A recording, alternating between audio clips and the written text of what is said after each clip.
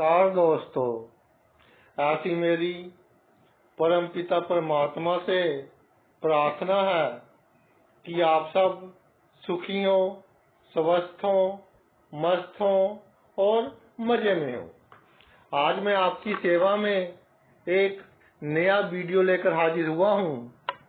Video शुरू करने से पहले आपसे विनम्र विनती है कि अगर आपको मेरा ये वीडियो अच्छा लगे तो मेरा चैनल सब्सक्राइब कर देना और मेरा वीडियो लाइक व शेयर कर देना। चलिए आज का वीडियो शुरू करते हैं।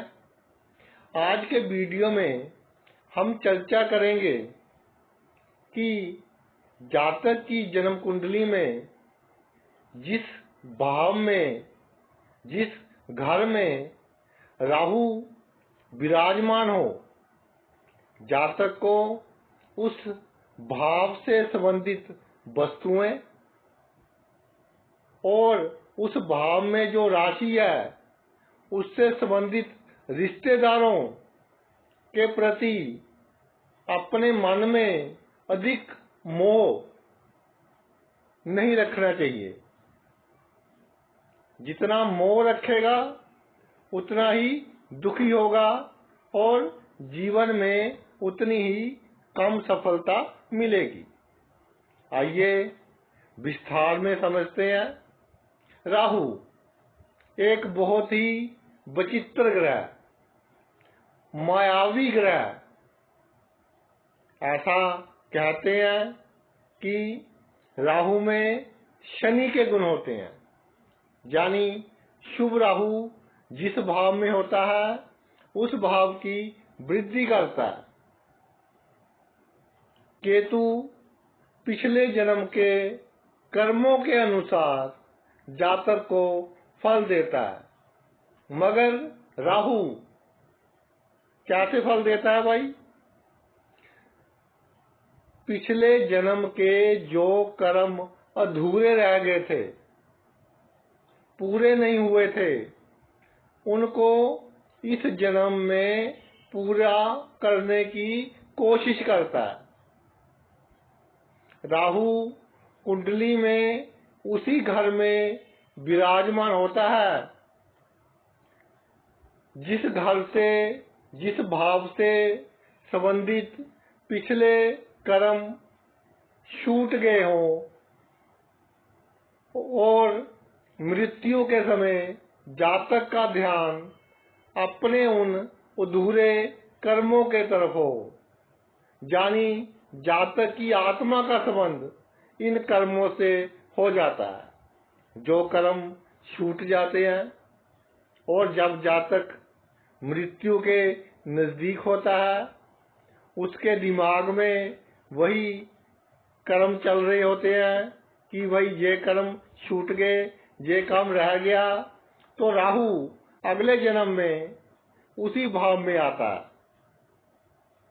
जिस भाव से संबंधित वो कर्म होते हैं, जिसके कारण जातक का उस भाव से संबंधित वस्तुएं और उस भाव में जो राशि होती है उस राशि से संबंधित रिश्तेदारों के प्रति उसके मन में बहुत मोह आ जाता है।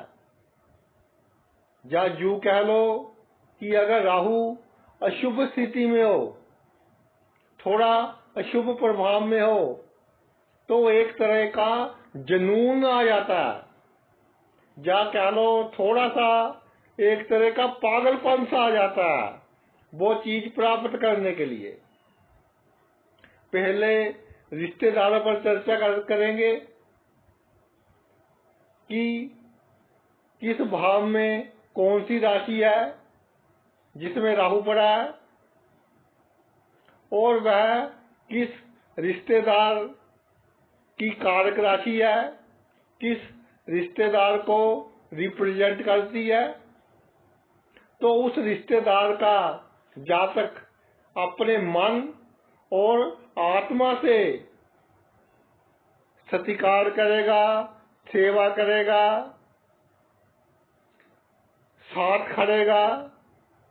चाहे दूसरी तरफ से आउटपुट 0 मिले, यानी जिस रिश्तेदार के लिए बहुत ज्यादा काम किया, अपना सुख छोड़कर उसके दुख में खड़े हुए, जब हमें जरूरत पड़ी उसकी तो उसने अपनी पीठ दिखा दी। मगर भाई पिछले जन्म के जो कर्म है, उनका जो कर्जा देना है वो तो देना ही पड़ेगा। सबसे पहले शुरू करते हैं मंगल की राशि से। 1 या 8। अगर 1 या 8 राशि में राहु पड़ा हो तो जातक अपने भाइयों का बहुत करता है, दिल से करता है, आत्मा से करता है। बुरे वक्त में उनके साथ खड़ा होता है, चाहे अपना नुकसान करवा ले, लेकिन उनका साथ नहीं छोड़ेगा। पहाड़ की तरह अपने भाइयों के साथ खड़ा होता है, चाहे बदले में उसे मायूसी का सामना ही क्यों ना करना पड़े। अगली राशि शुक्र की या दूसरी राशि में हो या 7वीं में हो, वृषभ में हो या तुला में हो, तो भाई जातक पराये लोगों का, जो अभी उसके जीवन में एंटर नहीं हुए, मान लीजिए किसी ऑफिस में गए काम करवाने के लिए, तो वहां जो लोग हमें डील करते हैं उनके साथ जातक का बर्ताव बहुत अच्छा होगा। अगर उनको किसी हेल्प की जरूरत होगी तो हेल्प भी करेगा। यानी जो लोग इसके जीवन में नहीं आए उनकी बहुत सहायता करेगा, बहुत विनम्रता से पेश आएगा।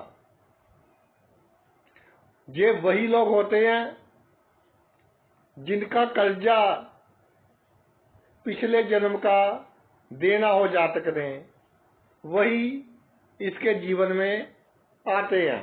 लेकिन कर्जा थोड़ा कम देना होता है, इसलिए पराये होते हैं, यानी कि कोई रिश्तेदारी नहीं होती। अब बात करेंगे बुध की राशि 3री हो या 6ठी हो। तो भाई बुध की राशि में अगर राहु पड़ा हो तो जातक के रिश्ते में जो स्त्रियां होती हैं, बुआ हो गई, मासी हो गई, मामी हो गई, ऐसे जो स्त्रियां होती हैं वो जातक का, आप अगर इस तरह से कह लो कि बहुत नाजायज फायदा उठाती है। जातक दिल से उनका करता है, दिल से उनकी इज्जत करता है, दिल से उनका कार्य करेगा, मगर वो अपना निजी लाभ लेने के लिए कई बार जातक का बुरा भी कर देती है। इसलिए भाई थोड़ा सावधानी बरते और सावधानी बरतकर अपना भला बुरा भी साथ में देखते रहे। अगर 4थी राशि में आ जाए, चंद्र की राशि में, तो चंद्रमा किसका कारक है? माता का, दादी का। जातक बहुत करेगा, माता का बहुत करेगा, दादी का बहुत करेगा, दिल से करेगा और दिल से इनका आशीर्वाद प्राप्त करेगा। भाई माता एक इस तरह का रिश्ता है जो कभी अपने बच्चे को धोखा नहीं दे सकती। कोई एक्सेप्शनल केस हो, हजारों में लाखों में एक आध मिल जाए तो मैं कह नहीं सकता, लेकिन माता हमेशा आशीर्वाद ही देगी। तो राहु चौथे घर में हो तो माता के आशीर्वाद से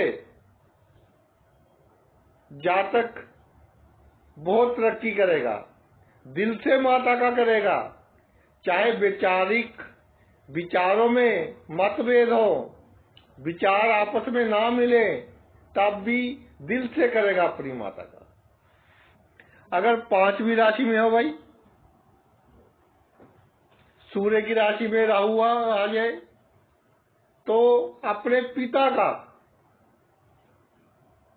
जातक दिल से करेगा। पिता चाहे इसको कम संपत्ति दे दे, इसके साथ थोड़ा पार्शियलिटी की भावना रखते हो, तब भी जातक दिल से पिता की सेवा करेगा, दिल से अपने पिता का अच्छा चाहेगा। अगर गुरु की राशि में आ जाए, 9 में आ जाए, 12 में आ जाए, तो भाई जातक अपने गुरुजनों का या अपने टीचर्स का, या अगर जातक कोई टेक्निकल काम करता हो, जिसने उसे वो काम सिखाया है, उनकी बहुत इज्जत करेगा। ये दोनों आपस में तभी मिलेंगे अगर पिछले जन्म का कोई लेना देने का संबंध रहता हो, तभी आपस में ये मिलते हैं। अगर शनि की राशि का हो, 10वीं राशि का या 11वीं राशि का मकर में आ जाए या कुंभ में आ जाए, तो भाई जो मेहनत कर कर, मजदूरी कर कर रोटी खाते हैं, उनका जातक दिल से करेगा, दिल से उनकी सेवा करेगा। जरूरत में अपने सुखों का त्याग कर कर उनकी मदद करेगा, क्योंकि पिछले जन्म के में वो कोई सरपंच रहा होगा और उसका साथ बहुत बड़ी पब्लिक ने दिया होगा, और इस जन्म में उसको उनका कर्जा चुकाना है, तो इस तरह उनका कर्जा चुकाएगा। ये तो बात हो गई रिश्तेदारों की राशि के हिसाब से। अब बात करते हैं, प्रत्येक भाव में राहु पड़ा हो तो वह जातक को किस तरह का मोह देगा, अपनी मोह माया में फंसाएगा। मायावी ग्रह तो राहु है ही। देखिए, लगन में राहु आ जाए, पहले घर में राहु आ जाए, तो पहला घर किसका होता है? सेल्फ का, व्यक्तित्व का, पर्सनैलिटी का। जातक अपना व्यक्तित्व, अपनी पर्सनैलिटी बहुत अच्छी रखना चाहता है। कोई जीवन में थोड़ी सी नकारात्मक बात, नेगेटिव घटना घट जाए तो घबरा जाता है। थोड़ा सा कोई बदनामी होने का डर हो जाओ तो घबरा जाता है। बदनामी के रिस्क के कारण वो कोई बड़ा काम नहीं करता अपने जीवन में, इसलिए कई बार घाटा भी खाना पड़ता है उसको, क्योंकि बदनामी के डर से रिस्क नहीं लेगा तो अच्छा मुनाफा नहीं होगा। तो जातक को कैलकुलेटेड रिस्क ले लेना चाहिए, कोई प्रॉब्लम नहीं है अगर राहु लगन में हो। बुद्धि तीक्ष्ण होती है, बुद्धिमान होता है, अपने कार्य में जो भी कार्य करता हो परफेक्ट होता है, मगर पहले दूसरों का काम करेगा। क्यों? क्योंकि अपने आप को इसने आइडियल शो करना होता है कि मेरे जैसा अच्छा बंदा तो कोई इस दुनिया में है ही नहीं। अपनी हैसियत बनाने के लिए, समाज में इज्जत बढ़ाने के लिए बहुत जुगाड़ लगाता है और राहु शुभ हो तो कामयाब भी हो जाता है। बालों की अच्छी देखभाल करता है और बाल भी इसके सुंदर होते हैं। डरा रहता है कि मुझसे कोई गलत कार्य ना हो जाए, बिना मतलब से डरा रहता है कि मेरी पर्सनैलिटी ना खराब हो जाए, मेरी बदनामी ना हो जाए, जिसका सीधा असर जातक के पेट पर पड़ता है। इसको पेट की बीमारियां अमूमन हो जाती हैं। कई बार डर के कारण एकदम दिल की धड़कन बढ़ जाती है, हार्ट बीट बढ़ जाती है। भाई, सबके सामने अच्छा बनने की इतनी कोशिश मत करना, क्योंकि जो पेड़ सबसे सीधा होगा उतनी ही जल्दी वो काटा जाएगा। जंगल में जो पेड़ सबसे सीधा खड़ा होगा ना, टेढ़ा मेढ़ा नहीं होगा, लकड़हारा सबसे पहले उसी पेड़ को काटेगा। लोगों के डर से कि लोग क्या कहेंगे, अपनी सेहत खराब करना कहाँ की समझदारी है भाई। तो लोगों का डर मन से निकाल दीजिए और अपने घर में कोई टूटी हुई माला बिल्कुल ना रखें। चेक कीजिए कि आपके घर में कोई इस तरह की माला तो नहीं पड़ी जो टूटी हुई है, या किसी स्त्री का कोई इस तरह की चेन वगैरह कोई गहना तो नहीं पड़ा जो टूटा हुआ है। उसको फौरन रिपेयर करवाएं या घर में ना रखें, वरना भाई मानसिक चिंता बनी रहेगी। अगले भाव पर आते हैं। राहु दूसरे भाव में हो,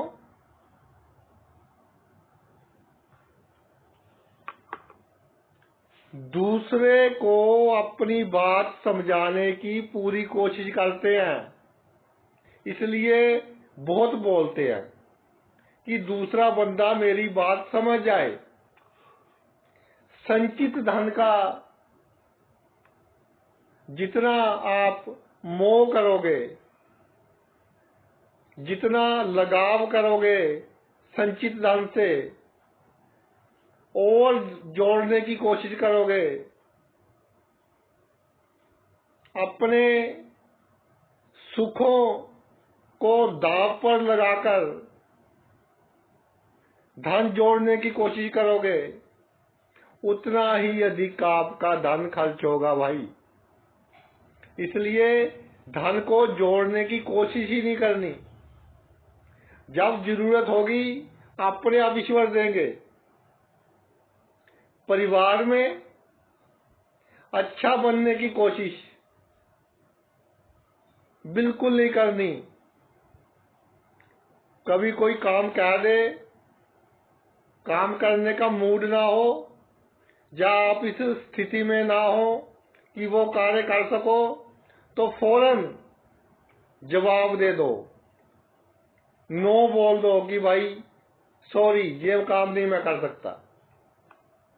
कुटुंब से अधिक मोह ना रखो। सभी का सुख चाहते हो आप, परिवार के सभी सदस्यों का सुख चाहते हो, सभी का साथ दोगे जब उनको आपकी जरूरत होगी। एक फोन कॉल पर आप सभी के साथ खड़े हो जाओगे।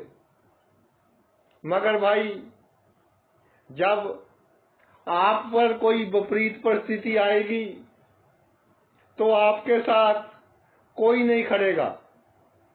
इसलिए परिवार का मोह, कुटुंब का मोह त्याग दो, नहीं तो आपके मोह को, आपके लगाव को बहुत चोट लगेगी। मन और आत्मा दोनों दुखी होंगे।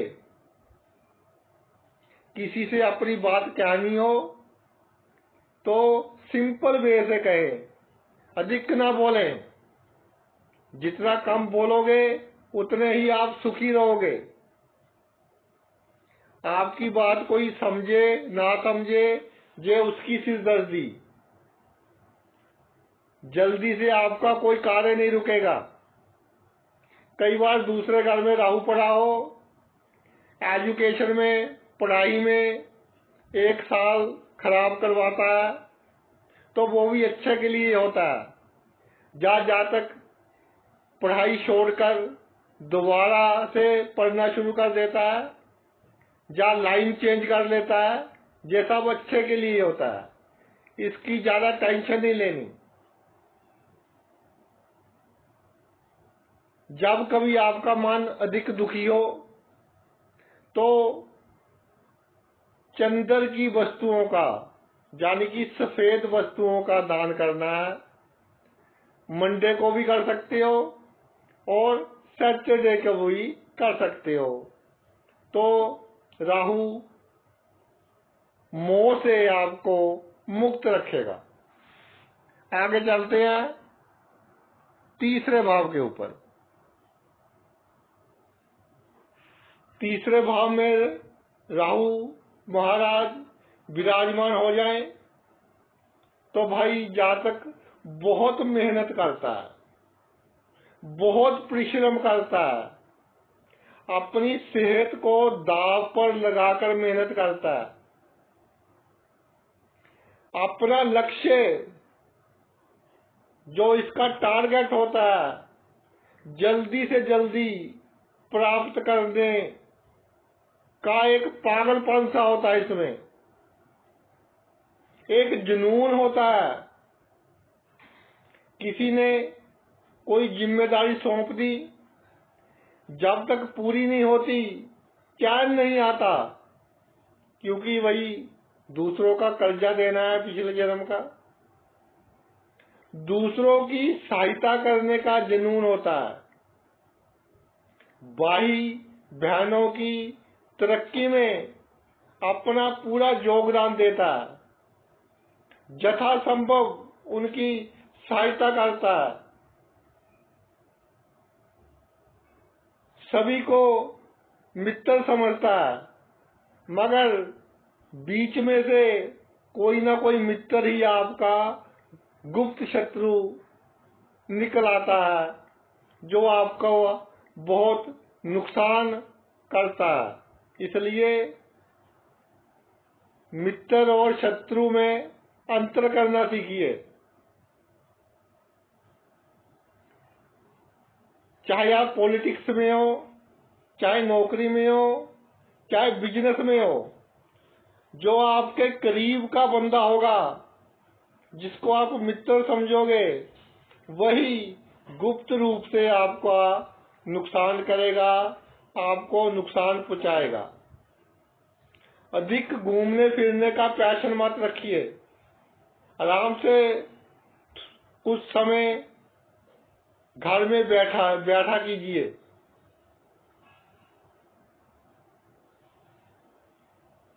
सभी बातें जो करनी है, दूसरों की सहायता करनी है, मेहनत करनी है, एक लिमिट में करें। हेल्थ का पूरा ध्यान रखें। अति सभी चीजों की बुरी होती है भाई। अति नहीं करनी किसी भी बात की। दूसरों की हेल्प भी एक लिमिट में करनी है। इसके अलावा हाथी की कोई फोटो या मूर्ति अपने घर में ना रखें, वरना राहु नेगेटिव इम्पैक्ट देगा। अगर हाथी की कोई मूर्ति या फोटो आप अपने घर में रखोगे। नेक्स्ट हाउस पर आते हैं, फोर्थ हाउस। चौथे भाव में राहु हो, कामनाएं बहुत अधिक, एक पूरी नहीं होती कि दूसरी के पीछे भाग लिए। जल्दी पूरी करने के लिए मन में कोई विचार आया, आज ही मेरा काम हो जाए, आज ही मेरी कामना पूरी हो जाए।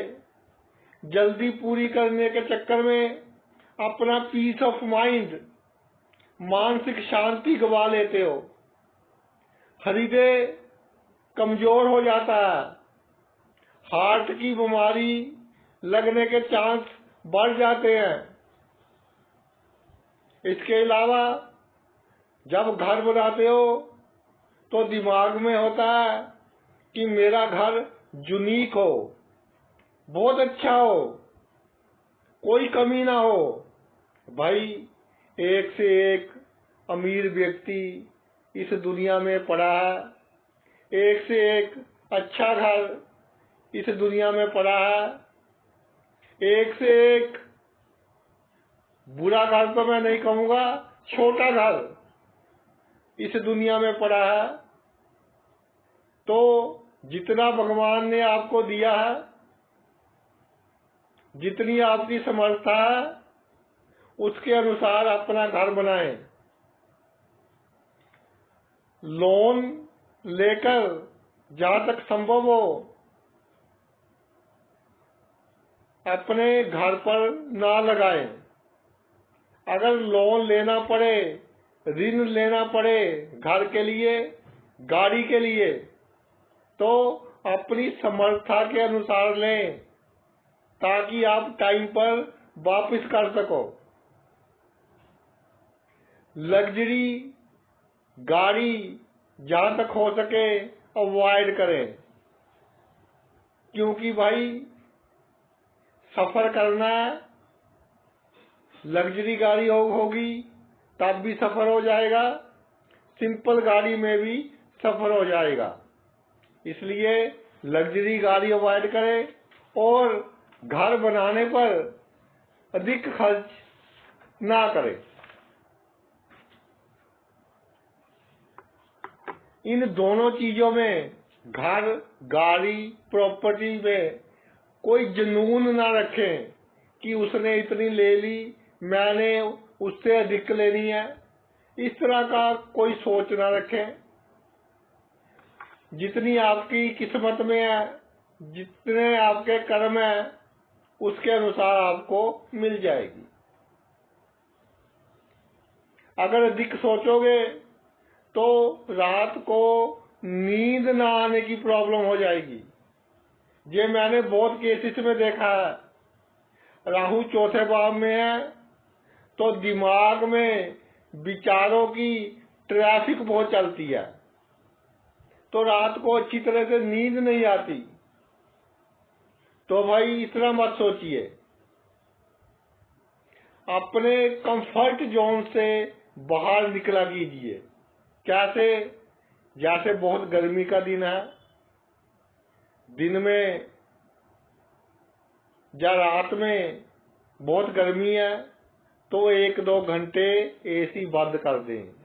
अगर एसी है आपके पास या कूलर है तो कूलर बंद कर दें, एसी है तो एसी बंद कर दें, गर्मी में बैठे, यानी कंफर्ट जोन से बाहर निकले ताकि आपके बुरे कर्म कट सके। काले कुत्ते की सेवा करना उत्तम होगा और किसी धार्मिक नदी में स्नान करना आपको बहुत अच्छा फल देने वाली सिद्ध होगा। गंगा स्नान करें या किसी भी धर्म को आप मानते हो वहां स्नान करें, आपके लिए अच्छा होगा। अगले भाव पर आते हैं, फिफ्थ हाउस, 5वां भाव। भाई राहु जब 5वें भाव में आ जाता है तो ऑपोजिट सेक्स के प्रति पुरुष हो तो किसी स्त्री, स्त्री हो तो किसी पुरुष के प्रति अचानक अट्रैक्शन हो जाती है। क्यों होती है? क्योंकि पिछले जन्म के संबंध पड़े हैं उनके साथ, और अट्रैक्शन भी ऐसी कि जैसे राहु क्या है, धुआं है। प्रेमी या प्रेमिका दिमाग पर धुएं के जैसे अपना असर कर देते हैं। जानी उसके कहने पर आप अपना सब कुछ कुर्बान करने के लिए तैयार हो जाते हो। तो बहुत ध्यान रखना है। अगर 5वें भाव में राहु हो, अगर आपको लगे कि मैं किसी की तरफ अट्रैक्ट हो रहा हूँ, आकर्षित हो रहा हूँ, या मेरी तरफ कोई आकर्षित हो रहा है, तो भाई सावधान हो जाएं। महामृत्युंजय का जाप करें, भगवान कृपा करेंगे। इसके अलावा तर्क वितर्क, ज्यादा आर्गुमेंट्स किसी के साथ ना करें। अगर अधिक आर्गुमेंट्स करोगे तो थाने तक बात जा सकती है। जहां तक भी देखा है कि 5वें भाव में राहु हो तो छोटे सा झगड़ा हो जाता है किसी के साथ और कोर्ट केस हो जाता है। एक बार कोर्ट केस हो गया तो लंबे समय तक चलता है। तो भाई ये तभी होता है जब पिछले जन्म का कोई लेना देना बाकी होता है।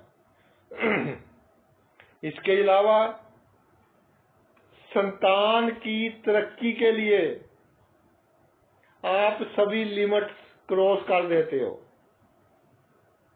इतनी चिंता संतान की तरक्की के लिए अच्छी नहीं भाई। आपका फर्ज है अपने बच्चों को पढ़ाना लिखाना। सेट तो वो अपनी मेहनत से होंगे। चलो सेट भी आपने कर दिया पैसे लगाकर, उसके बाद कमाना तो उन्होंने अपनी मेहनत से है ना।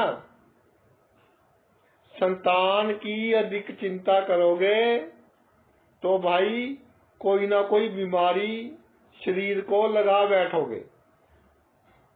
संतान की अधिक चिंता नहीं करनी। कई बार इतने ईमानदार हो जाते हो अपने जीवन में कि ईमानदारी के कारण बहुत बड़ा धोखा खा लेते हो। तो समय विचार कर ईमानदार होना है। कई बार बेईमानी की जरूरत भी पड़ती है। कलयुग है भाई, तो बेईमानी भी करनी पड़ती है। एक बात मैं कहना चाहता हूं, पंचम में राहु हो तो आपका नजदीकी ही आपको धोखा देगा, क्योंकि पिछले जन्म के कर्म पड़े हैं। इसलिए नजदीकियों से सावधान रहे। कोई आपकी नम्रता का, अच्छे स्वभाव का नाजायज फायदा उठाएगा। तो भाई अपना स्वभाव ब्लेस्ड रखें। खास तौर पर ऑपोजिट सेक्स के लोगों से दूर रहें। पति पत्नी में अनबन हो रही हो तो एक बार दोबारा लामा फेरे, जैसे भी आपके रीति रिवाज है, दोबारा से शादी कर ले तो आपके लिए शुभ रहेगा। और ईमानदारी थोड़ी कम करें अपने जीवन में, वो भी आपके लिए शुभ रहेगी। नेक्स्ट हाउस पर आते हैं, छठे भाव पर। छठे भाव में राहु हो तो भाई अड़चने और कठिनाइयां आपके जीवन में आएंगी, मगर उसके बाद सफलता बहुत बड़ी मिलेगी। क्योंकि पिछले जन्म में सफलता नहीं मिली, इस जन्म में आप कर्म कर रहे हो, अड़चने कठिनाइयां आने के बाद आपको अच्छी सफलता मिलेगी। शत्रु आपसे डरेंगे, आप शत्रु हंता होंगे, शत्रुओं का आप नाश करेंगे, मगर शत्रुओं का नाश करते करते आप अपना मेंटल पीस, दिमाग की शांति खराब कर लोगे, जिसके कारण आपको पेट की बीमारियां और डायबिटीज हो सकती है। इसलिए शत्रुओं की भाई अधिक चिंता नहीं करनी। क्यों? क्योंकि शत्रु आपका कुछ नहीं बिगाड़ सकते। छठे भाव में राहु है, हाथी की मस्त चाल चले, शत्रु आपका कुछ नहीं बिगाड़ सकते। कई बार ऐसा भी देखा है कि छठे भाव में राहु हो, आप शत्रु की पहचान नहीं कर पाते और शत्रु से भी मोह कर लेते हो, शत्रु से भी आपका प्रेम हो जाता है। तो भाई सांप क्या करेगा? डंक मारेगा, जब भी उसको मौका मिलेगा तो शत्रु आपको नुकसान पहुंचाएगा। तो मित्र और शत्रु में अंतर करना सीखिए अगर छठे भाव में राहु पड़ा हो। आप इसी चक्कर में रहते हो कि मेरा अपमान ना हो, समाज में मेरा दबदबा बना रहे, कोई ना कोई जुगाड़ लगाते रहते हो और उस जुगाड़ में कामयाब भी हो जाते हो। भाई छठे भाव में राहु है तो कोई जुगाड़ लगाने की जरूरत नहीं है। आप समाज में अच्छा रुतबा रखेंगे और अच्छा इज्जतमान होगा। जहां आप नौकरी करते हो, जहां कोई भी कार्य क्षेत्र है आपका, वहां जरूरत से अधिक मोह डाल लेते हो कि मेरी ट्रांसफर ना हो जाए, अगर किसी कोई दूसरे स्टेशन पर मेरा तबादला हो गया मैं क्या करूंगा, बिजनेस में घाटा ना पड़ जाए, नौकरी ना चली जाए। तो भाई ऐसा बिल्कुल नहीं सोचना। अगर आपके जीवन में एक दरवाजा बंद होगा तो दो दरवाजे खुलेंगे। तो नौकरी व्यवसाय की बिल्कुल चिंता नहीं करनी। इसके अलावा अपने घर में और ऑफिस में, अगर आपका पर्सनल कोई ऑफिस है, उसमें काले शीशे लगवाएं तो आपके लिए बहुत शुभ साबित होंगे। अगले भाव पर आते हैं सप्तम भाव में। सप्तम भाव में राहु हो तो भाई शादी उसी से होगी जो पिछले जन्म में आपका जीवन साथी रहा हो। क्यों? क्योंकि अभी कर्मों का फल भुगतना बाकी है। तो अपने पति या पत्नी को उसके गुण और दोषों के साथ स्वीकार कर लो और इधर उधर मत देखो। सिर्फ पति हो तो पत्नी की तरफ, पत्नी हो तो पति की तरफ ही नजर होनी चाहिए, दूसरे की तरफ नजर नहीं होनी चाहिए। सेक्स की इच्छा थोड़ी अधिक होगी, जिसके कारण सेक्स पावर धीरे धीरे कम हो जाएगी। इसके अलावा सातवें घर में राहु हो तो कोर्ट केस, थाने आदि में झगड़े चले जाएंगे और पैसों का खर्च होगा, क्योंकि भाई पिछले जन्म के कर्म अभी भोगने बाकी हैं।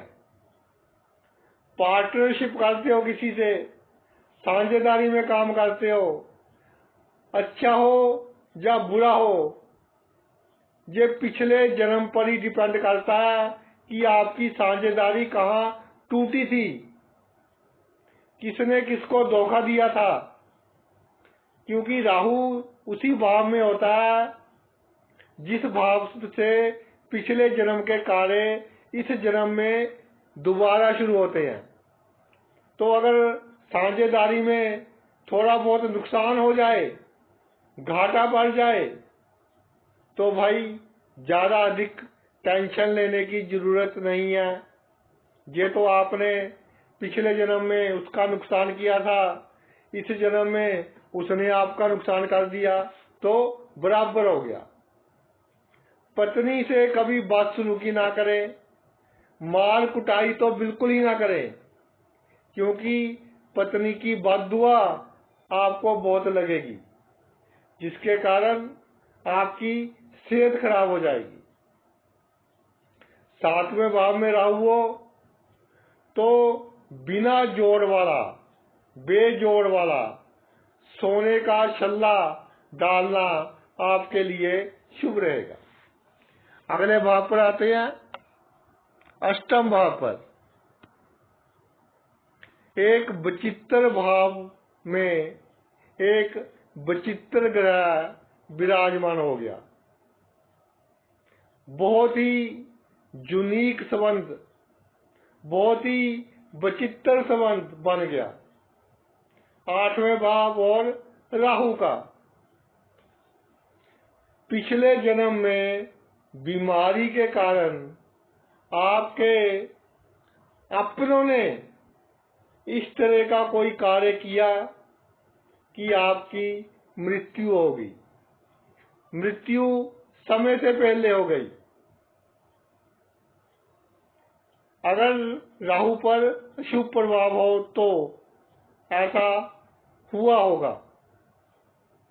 तो भाई मृत्यु समय से पहले हो गई, जितनी बीमारी आपने भुगतनी थी उतनी नहीं भुगती, तो इस जन्म में आपको जो बैलेंस रहता है वो बीमारी भुगतनी पड़ेगी मृत्यु से पहले, अगर राहु पर अशुभ प्रभाव पड़ रहा हो। इसके अलावा अगर राहु शुभ हो तो आपने पिछले जन्म में बहुत से लोगों को कर्जा दिया होगा, इसलिए इस जन्म में अचानक धन की प्राप्ति होगी, पैतृक धन की प्राप्ति होगी। पिछले जन्म में बहुत साधना वगैरह की होगी, तपस्या की होगी, गुप्त विद्याओं का अच्छा ज्ञान होगा, ससुराल पक्ष से भी अच्छा लाभ होगा, क्योंकि जिसको कर्ज दिया होगा पिछले जन्म में वही आपका ससुर बनेगा इस जन्म में। बीमारी अधिक कष्टकारी ना हो, इसके लिए अपने पास चांदी का चकोर टुकड़ा, स्क्वायर पीस ऑफ सिल्वर रखे तो शुभ रहेगा। अगले भाव पर आते हैं, राहु 9वें भाव पर पड़ा हो, 9th हाउस में आ जाए राहु, अगर भाई शुभ प्रभाव में हो तो आपने पिछले जन्म में बहुत परोपकार किए होंगे, जरूरतमंदों की बहुत सेवा की होगी, इसलिए इस जन्म में आपका भाग्य आपका बहुत साथ देगा। भाग्य के कारण आपके सभी कार्य सिद्ध होंगे। देश में हो चाहे विदेश में हो, राजनीति से भी लाभ प्राप्त करोगे। चाहे खुद राजनीति में हो, चाहे राजनीतिक लोगों से आपके अच्छे संबंध हो, लेकिन राजनीति से अच्छा लाभ प्राप्त करोगे। पिछले जन्म में पाठ पूजा, हवन यज्ञ वगैरह अच्छे किए होंगे, मगर किसी कारणवश वो पूरे नहीं हो पाएंगे। पिछले जन्म में जो आपने पाठ पूजा, हवन यज्ञ वगैरह शुरू किए होंगे, वो किसी कारणवश पूरे नहीं हुए होंगे, इसलिए आप इस जन्म में धार्मिक होंगे, अच्छे कर्म करेंगे, गरीबों की सेवा करेंगे, जिसके कारण इस जन्म में आप बड़ी से बड़ी बदनामी से भी बच जाओगे। जाने अनजाने कोई इस तरह का कार्य हो गया कि बहुत बड़ी बदनामी होने का डर बन गया, मगर राहु नवम भाव में हो, शुभ हो, तो पिछले जन्म के कर्म आपको बड़ी से बड़ी बदनामी से बचा लेंगे। इसके अलावा बड़ी से बड़ी दुर्घटना से आपको बचा लेंगे। बड़ी दुर्घटना छोटी दुर्घटना में बदल जाएगी। एक बात मैं कहना चाहता हूं, अगर राहु नवम भाव में हो तो अपने भाई, बहनोई और साले, इन तीनों में से किसी के साथ मिलकर कोई कार्य ना करना तो आपके लिए अच्छा रहेगा। इसके अलावा नशा कोई भी हो, उसको अवॉइड करना है, जहां तक हो सके नशा नहीं करना। काले और सफेद रंग के कुत्ते की सेवा करोगे तो आपको उत्तम फल मिलेगा। नेक्स्ट हाउस पर आते हैं। दसम भाव में राहु हो भाई, तो नौकरी करते हो, कारोबार करते हो, राजनीति में हो, तो ऊपर पहुंचने का, हायर पोजीशन पर जाने का इतना मोह होगा आपको कि चाहे कोई भी रास्ता अपनाए, नैतिक हो अनैतिक हो, लीगल हो अलीगल हो, सीधी उंगली हो या टेढ़ी करनी पड़े, कोई भी जुगाड़ लगाए, लेकिन ऊपर पहुंचने की पूरी कोशिश करोगे और ऊपर पहुंच भी जाओगे, क्योंकि दसम का राहु ऊपर पहुंचाएगा आपको। पिछले जन्म के कर्म ही आपके बहुत अच्छे हैं, तपस्या की हुई है आपने पिछले जन्म में, इसलिए इस जन्म में अच्छी सरकारी शक्तियां होंगी आपके पास। आपकी कलम में शक्ति होगी किसी का अच्छा या बुरा करने की।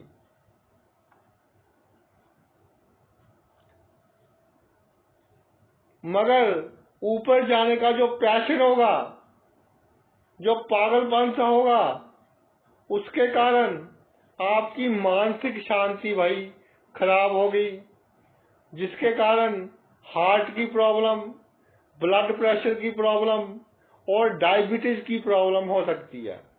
इसलिए थोड़ा ध्यान वगैरह करना आपके लिए अच्छा रहेगा। होशियारी बहुत होगी आप में, चालाकी बहुत होगी, मगर भाई होशियारी और चालाकी बंदा बंदा देखकर करना।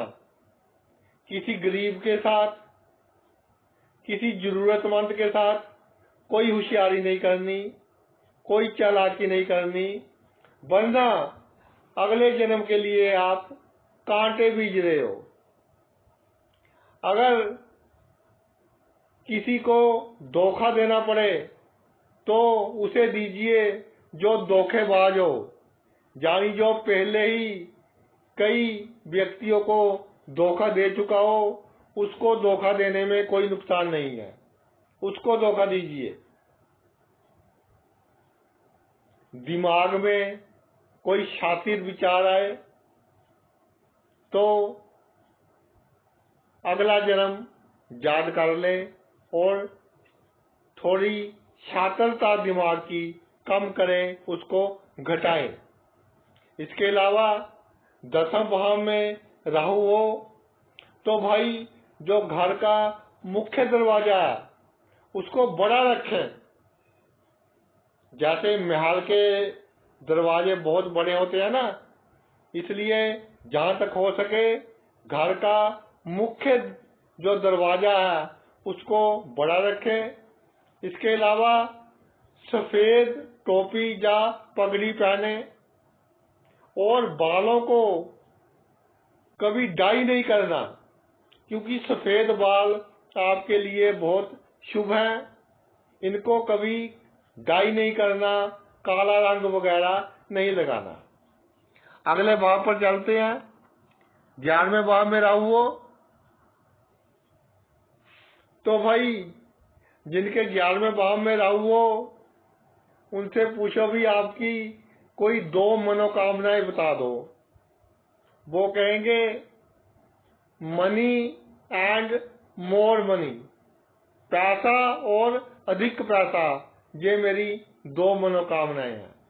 यानी इनकी सुई पैसे में ही अटकी रहेगी। कमाई करनी है, जुनून है कमाई करने का। सेहत खराब कर लेंगे, मानसिक शांति खराब कर लेंगे, रिश्तेदारों को समय नहीं देंगे, परिवार को समय नहीं देंगे। भाई अगर अधिक जुनून दिखाओगे, जितना पैसा आपके कर्मों में लिखा है वो तो मिलेगा, अगर ज्यादा कमा लोगे तो कहीं पर फंस जाएगा। इसलिए सेहत का ध्यान रखें, रिश्तेदारों को, परिवार वालों को समय दें और पैसे के पीछे अधिक जुनून मत रखें।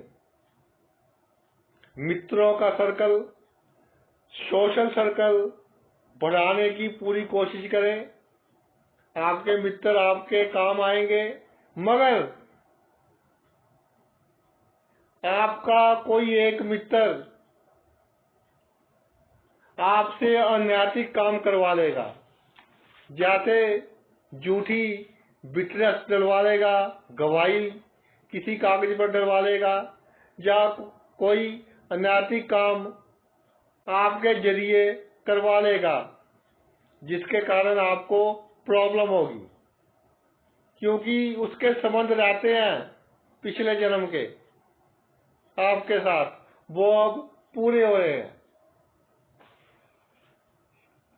जब आप फंस जाओ इस तरह के चक्कर में तो शनिवार को नारियल जल प्रवाह कर दें शाम को, इवनिंग के समय, और महामृत्युंजय का पाठ करें तो काफी हद तक आपको शुभ फल देगा। पिछले जन्म के कर्मों के कारण आपके जीवन में तरक्की करने के कई शुभ अवसर आएंगे। इसलिए भाई पैसे कमाने में अधिक जल्दबाजी ना करें, पेशेंस रखें। पिछले जन्म में आपने बहुत सारे व्यक्तियों को पैसे दे रखे हैं, वो सभी इस जन्म में वापस आएंगे, लेकिन समय तो आने दीजिए। इसलिए पेशेंस रखें और पैसों के कारण आपका जीवन में कोई काम नहीं रुकेगा। रिश्तेदारों में से, ससुराल पक्ष से भी धन लाभ होता रहेगा। अगले भाव पर आते हैं। एक भाव बचा है भाई उसकी भी चर्चा करते हैं। 12वां भाव सबसे आखिर वाला भाव है और मुझे सबसे अच्छा लगता है ये भाव, क्योंकि ये जीवन मरण के चक्कर से जातक को निकालता है, ताकि इस मृत्यु लोक में जातक को दोबारा ना आना पड़े। उसका भाव 12वां है, सबसे आखिर वाला। राहु आ जाए 12वें भाव में तो जातक भाई कोशिश तो करेगा परमात्मा की तरफ जाने की, मगर पूरी तरह से सफल नहीं हो पाएगा, क्योंकि पिछले जन्म के कर्म अभी इतने अच्छे नहीं हुए कि जीवन मरण के चक्कर से मुक्ति उसको मिल सके। फिर भी काफी अच्छे कर्म कर लेते हैं जातक अगर 12वें भाव में राहु हो।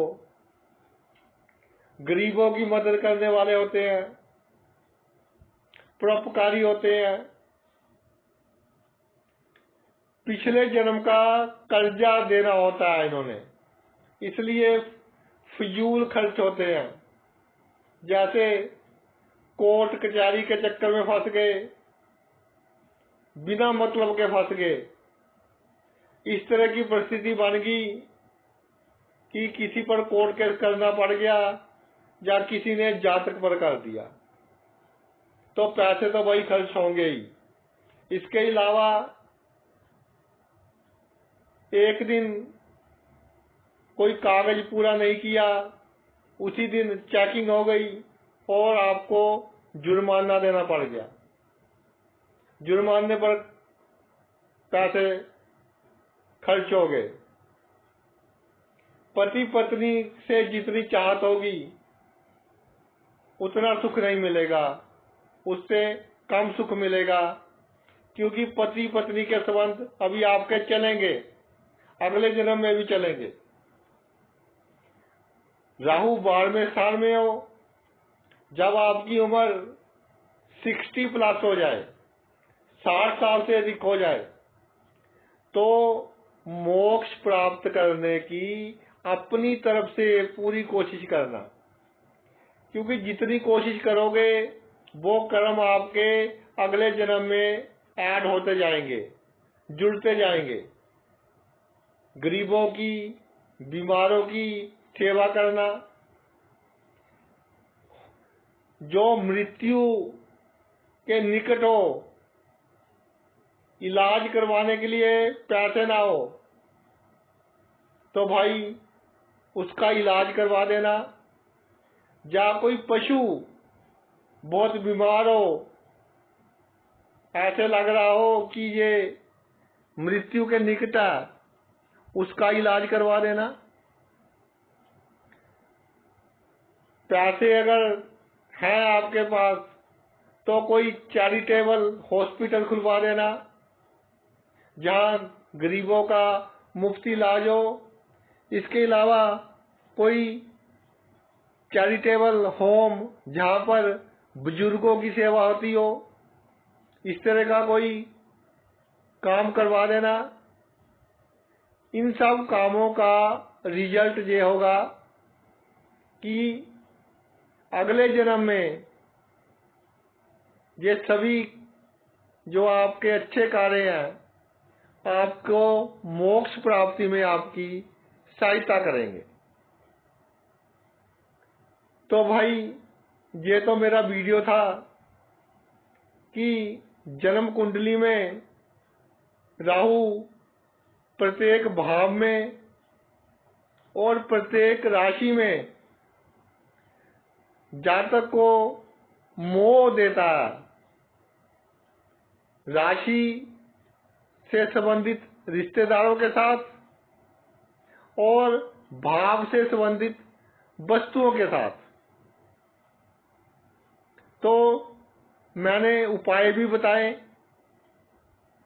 ये उपाय करने से आपको मानसिक शांति भी मिलेगी और राहु का अशुभ प्रभाव भी आपके ऊपर थोड़ा कम रहेगा।